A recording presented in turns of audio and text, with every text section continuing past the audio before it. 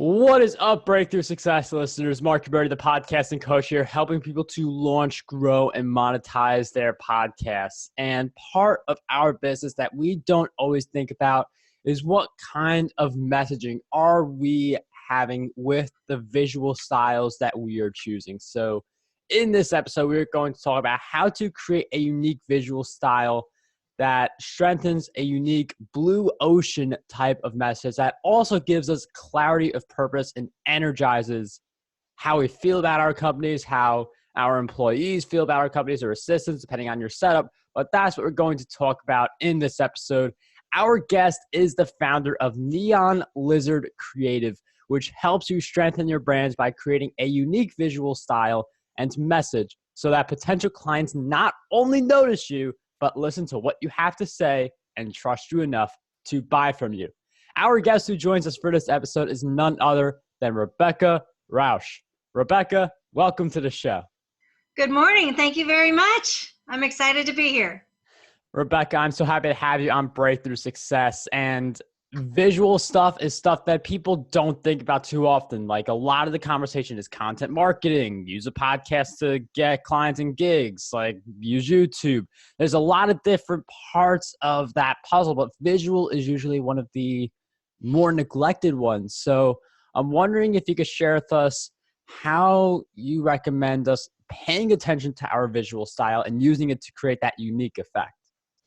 Well, I do a little bit of a combination. We've kind of evolved as graphic designers over the years. I have worked with so many different kinds of companies, and in the process, I've learned that in a way, the messaging, this really pains me to say this, by the way, but the messaging is almost more important than the visual.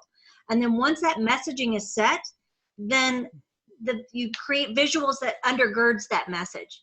And then everything within your brand repeats that message in some way or form so that you're always reinventing that. And you make sure that you are, speaking to the heart of your client. So we came up with a concept called H.E.A.R.T principle, and we use that acronym to help define and create a method and a step-by-step thing to talk to your clients.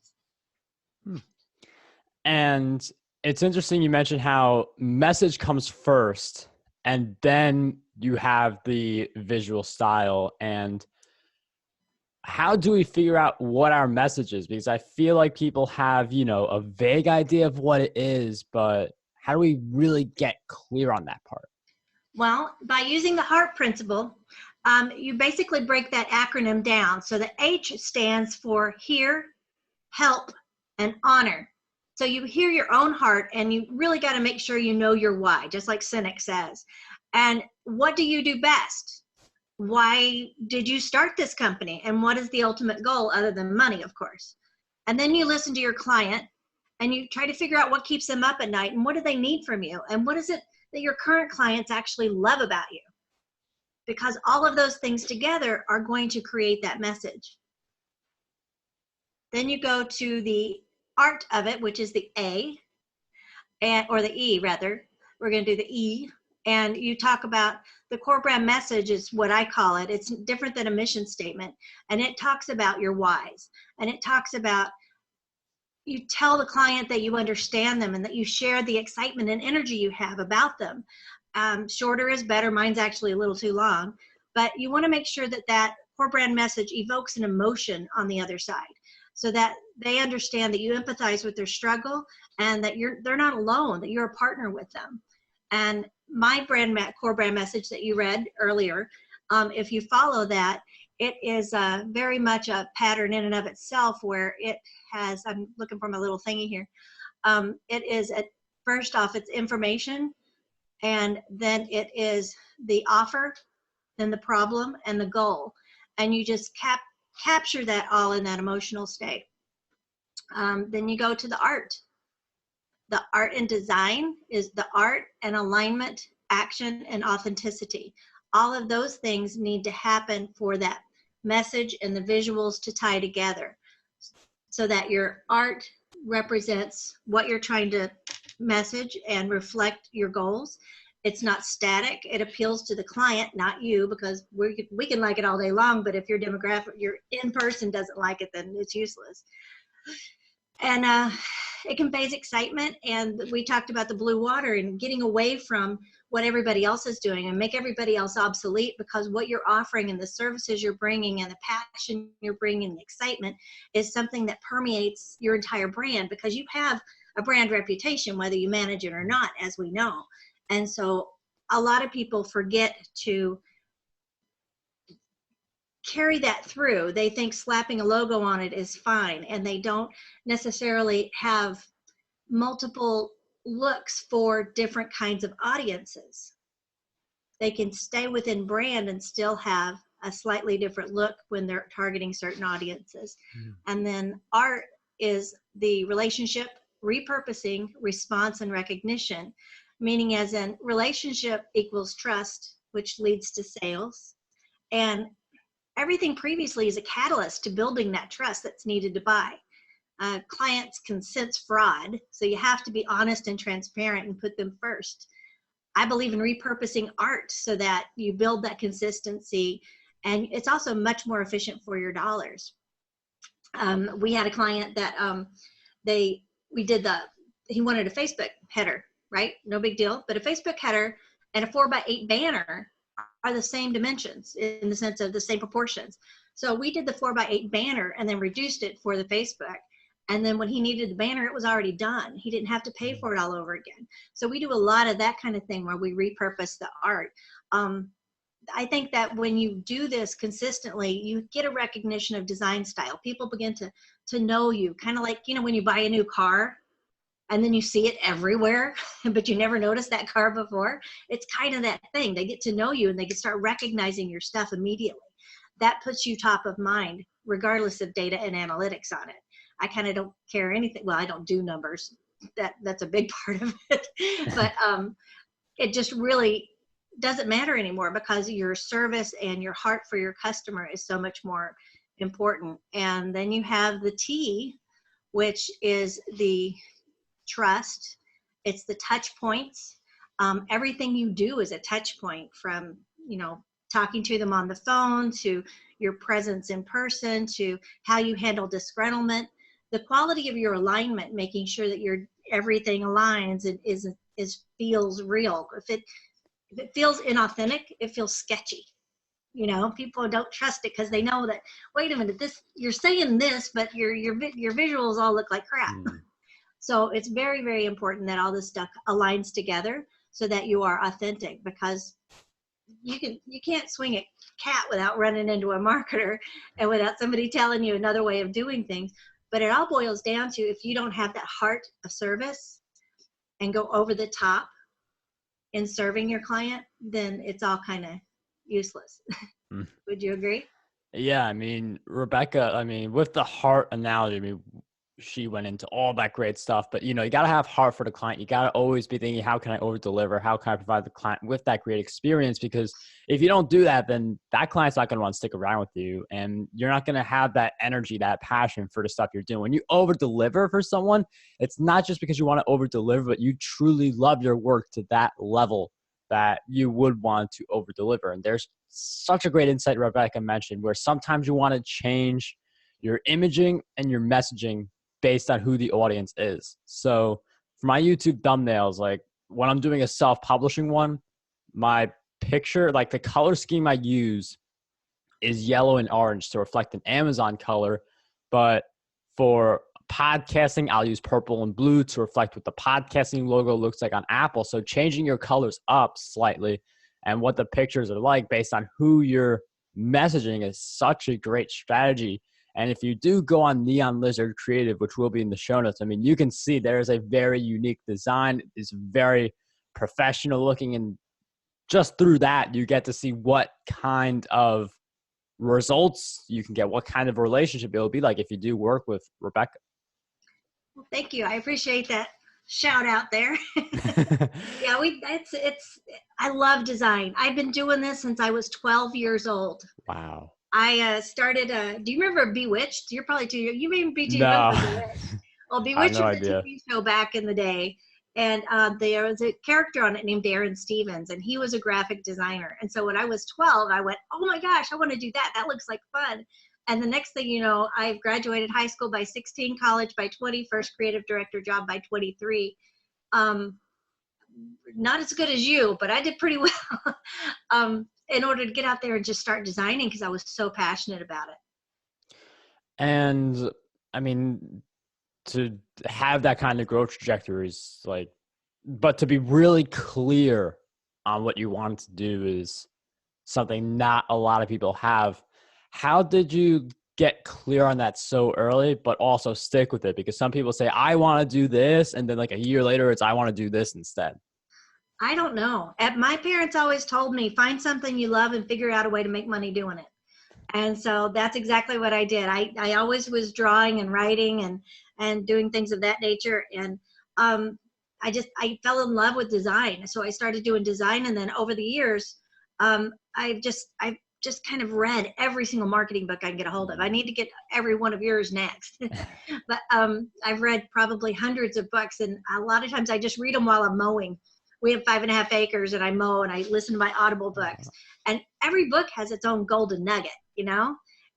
Some of them are great. Some of them are, you know, you never know. But one of the things that I realized is that very few people put the marketing in a process so that you can understand it, like a recipe for a cake. You know what the end product is supposed to look like, but how do you get there? I just have all these parts. And so the H.E.A.R.T principle kind of puts it into a method where one can do that. I can send you a little snapshot of the concept so that you can share it with your listeners if you'd like. Yeah, definitely. We'll put the H.E.A.R.T snapshot in the show notes so people can click on that link and they can see the snapshot. If you are on somewhere like markberry.com, the snapshot will be embedded in the post, but we'll definitely have that snapshot available. And how did you, like, I love the advice your parents gave you, you know, find something you love and make money with it. How did that turn into the money part? I mean, you got to get clients, or like, how did that turn into the money part? How did that work for you? Ooh, that's getting a little tricky. Basically what it boiled down to is I worked for different agencies, a lot of really large agencies. And at one point I looked around and I realized, wait a minute, I'm making $20 an hour and I'm running the show. That guy's out drinking every afternoon. I'm going out on my own. So I did. I was a chameleon of design in the sense of I didn't have a particular style. I could do just about anything because I had worked at print shops and sign shops and art shops and everything, so I could expand my skill set. And so when I decided to go out on my own, I named it Neon Lizard, you know, off the chameleon concept, because chameleon is just too big a word. But and it just took off from there. I actually still have my very first client. Wow, that's awesome. That's for 1998. I'm an old goat. But yeah, it's been a great ride. And I've always had this heart for service. And so I don't usually lose the clients very often. I mean, every time, you know, if somebody changes marketing positions and things like that, you'll lose your contact. And that makes sense. You know, that happens.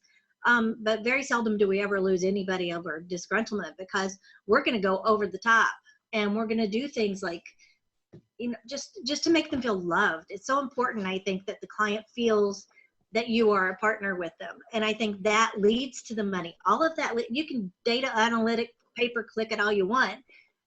If they don't feel valued, they're not going to stick around. So we will do things if we find out that our client, you know, has a Down syndrome son, and so we may donate to that charity, or we'll walk in the walk on their behalf, or things of that nature, to show them that we support them even outside the business realm. And I think that's really critical. A lot of people don't do that. Rebecca, that is something that no one really does, or not that many people, to really think beyond the client business owner relationship, to go that next level in all the relationships. And that is blue ocean. Like, not many people are doing that. And I'm a data guy. I like looking at the data, but even with all the data, there are some intangibles, like some of the things Rebecca has shared, like how she is there for clients, what kind of, you know, next level stuff she's doing for the interaction. So, I mean, I feel like this is just like, unique visual style, like that's what we've been talking about. But think about that when it comes to getting clients, but also retaining them, because for Rebecca to keep her first client for over 20 years is quite the achievement, and it's a true testament to that type of dynamic. He's a great guy. He's a lot of fun too. We just, I don't know. We everything we do with our team's kind of a unique because we have a different kind of model. Whereas most designers will, or most design firms, marketing firms or whatever, they say, oh, it'll cost this much. And whether they spend 15 minutes or 10 hours on it, you're going to pay that much. And we don't do that. We do it all strictly by the hour in 15-minute increments. So people buy ahead of time, this big block of time, and then we just take money out of it. We take the time out of that, and it can pay for the printing, it can pay for this, and that's an interesting model. And then on top of that, our designers we have, I think 4 in the US, and then I have 5 more outside the US. And as a result, I have people that I go on Behance and I just drill people until I find great artists. I have a fantastic artist named Thomas that's been with me for 2 years. I have a project manager who keeps me grounded. And it's just, they've been incredible. We just got 2 new girls up in Ramsey County. And we just absolutely love our designers, and everybody has their specialty. So in a way, it's great because we can just trade jobs back and forth. We can make sure, hey, that's a logo. So-and-so's really great at logos. Let's give them that logo, or we'll compete for it. So we'll have 2 or 3 designers competing for it. And then from there, we build the brand look. But that's only after the strategy meeting and the messaging has already been figured out. And then we build from that. We have one client that speaks to farmers, and they speak to plants that make food products. So we have the same brand style for everything, but for the farmers, everything is warmer and more relational in its speaking. Everything about that messaging is all about family and morality and those kinds of things and relationships. Whereas the plants is much more scientific. It uses more metals. It uses more blues. It doesn't use the warm stuff. It doesn't talk in relational. It talks about results. And so if you saw them side by side, you wouldn't really realize there was a big difference, but there really is a very subtle, separate messaging in that visual style, which is really kind of cool. And just remember, as you're listening to that, as you're listening to Rebecca's insights, Rebecca started as someone who $20 an hour is pretty much running a whole show. And I was like, I know I can do this. I know I can take it to the next level. And she started her own business. So definitely think about that if you're at a job right now, or if you feel like you are putting in all the work, but you're not getting the proper reward. Think about how you can change your approach. Then the results will come like Rebecca, and you may have something like Neon Lizard Creative, which will be in the show notes for everyone to go and check out Rebecca's work. Thank you so much. I appreciate it very much. This has been a lot of fun.